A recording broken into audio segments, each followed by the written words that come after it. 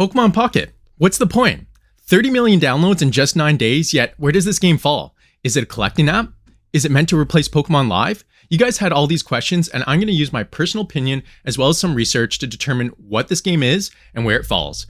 But of course, it wouldn't be a WAGS video without opening some packs, so we'll also open up some genetic Apex. Let's get to it. We're going to start it off with some Mewtwo collection. I'm going to open a pack, and then we'll get to the fun stuff. So let's get right to it. Mewtwo. I want to do some Mewtwo because I'm still trying to get the decks for it. And of course, all of the cards that are in the collection, but we will move towards the Pikachu and Charizard in a little bit because there's a lot of cards I need to collect in it. I've pretty much exclusively been doing Mewtwo. I've gotten really lucky in the few cards that I have pulled. But yeah, we get a Pidgeot to start it off. We've already got the challenge for the Pidgey collection. So yeah, we don't need that. We got nothing in this one. You can't deny that the Pokemon TCG has gotten just a little complicated.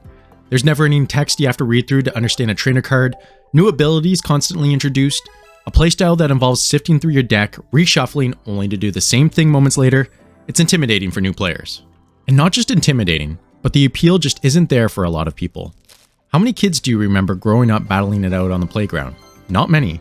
You could argue that the card game is an afterthought to the collecting experience. But then you take that same playground scenario and change it from Pokemon to Yu-Gi-Oh!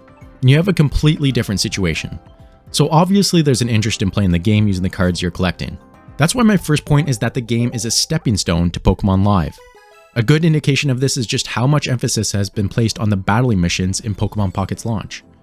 If you build a basic understanding of the rules through a much more accessible application than Live, it wouldn't be much of a leap to add the more advanced concepts such as energies, trainers, and prizes from the competitive game. Farfetch'd. Oh, we get a Gengar EX. There we go. That I believe that's part of the Mewtwo. Is that part of the Mewtwo deck? I believe so. So yes, we did need that. That's perfect. Great pull. And I'm happy to add that to the collection. And mobile gaming accounts for over 57% of the global gaming revenue market. And there's no doubt the Pokemon Company wants to increase their presence by competing with the likes of Marvel Snap, Hearthstone, Yu-Gi-Oh! Master Duel, and Legends of Runeterra. You could argue that Pokemon Live is already competing in this market, but Pokemon Pocket offers a much more appealing characteristic that will allow it to compete with the big names. Marvel Snap and Hearthstone both lead the market with concurrent users in the multiples of millions, and they both have two distinct characteristics that Pocket now checks off. One, they have an extremely low learning curve, and two, average game time is significantly less than the other big names.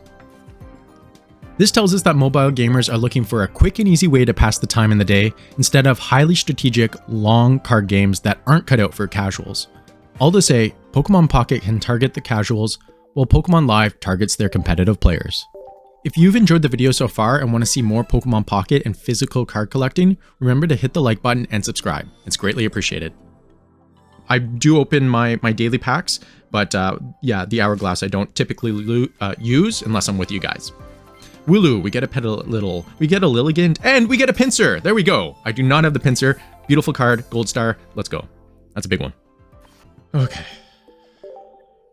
We'll go to the Pikachu in a bit. I like the Pikachu because I'm a Blastoise collector. For you guys who don't know, I'm a Blastoise collector. So the Blastoise can be found in that set. I don't think I've gotten any of the, what is it, the silver, would it be 1 gold star? It would probably be 4 silver cards, the EX. Swoobat, Raticate, Exeggutor, and there we go. Exeggutor, I believe that's one part of the Venusaur deck, possibly. Whether you like it or not, NFTs and the digital collectible trend played a major part in Pokemon Pocket. Pocket was announced 8 months ago, and it's likely it was in development more than 2 years before that. Taking a quick look at Google word trends, we could see that the word NFT was at its peak in early 2022. I don't think it's a coincidence at all that development likely started around this time. The world is changing and the Pokemon Company wants to stay ahead of the curve. We've talked a lot about the gaming aspect of the app, but the collectible side is what a lot of people are here for. But why?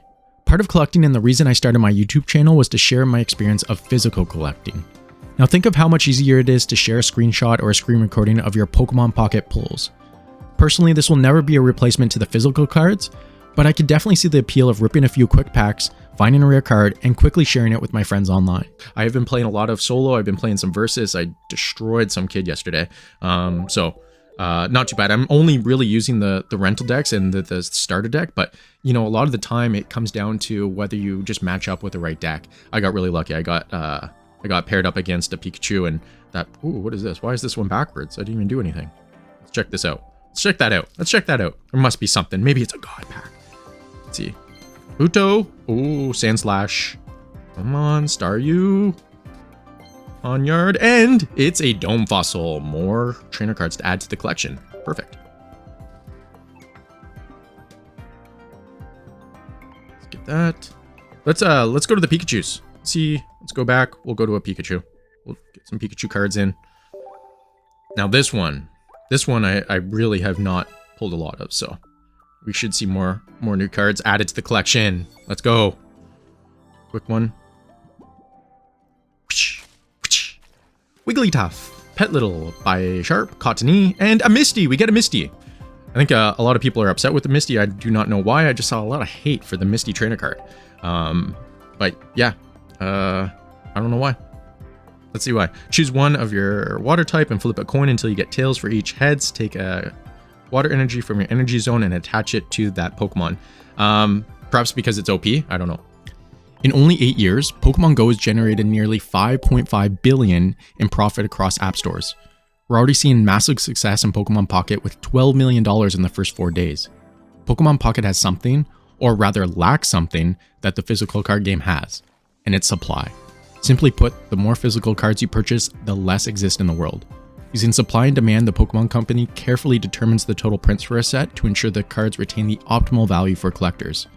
Without supply, this doesn't exist. Like Pokemon Go, there's no stopping collectors from spending money for an advantage over other players.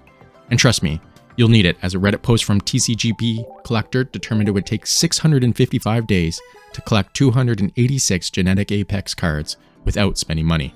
Good luck. Hopefully something big here, guys. Usually we get something big.